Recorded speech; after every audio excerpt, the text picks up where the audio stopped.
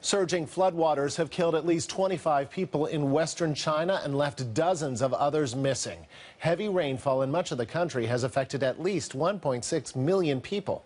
Peter Richards is covering the devastating power of nature in China. He joins me now from Beijing. So, Peter, what is the latest on the flooding in China?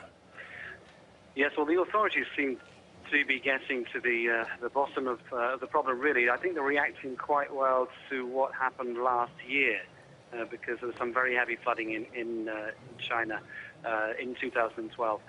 Remember, this is, of course, the flooding season, so the authorities were actually prepared to get people out to help the situation. But the figures are, as you say, this is the worst flooding in around 50 years in this Sichuan. The Sichuan is the worst hit area. And the figures we're getting so far, about 1.6 million people have been affected by the flooding. Those according to the official figures from the Xinhua news agency. There's been a number of bridge collapses, which has led to a number of, dozens of people really missing in the regions, because we're still not sure how many people were on those bridges when they collapsed. There's been a few tourists as well caught up in it. But as it's going at the moment, they seem to be handling it quite well, the authorities. We're just hoping that the numbers don't rack up too much. And Peter, you know, the images that we're seeing are just astonishing. How has this flooding affected the country?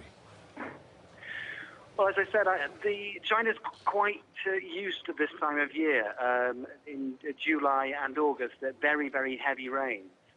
I remember this time last year being caught up in torrential waters here in the capital, Beijing, in some of the suburbs.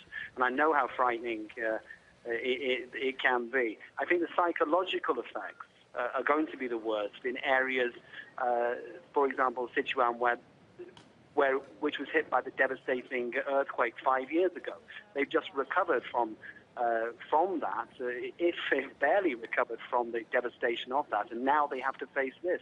Many of the new flooded buildings and the areas affected are areas recently rebuilt after the flood, so that's going to be very expensive and also very psychologically damaging, I imagine, for many of the people in the region.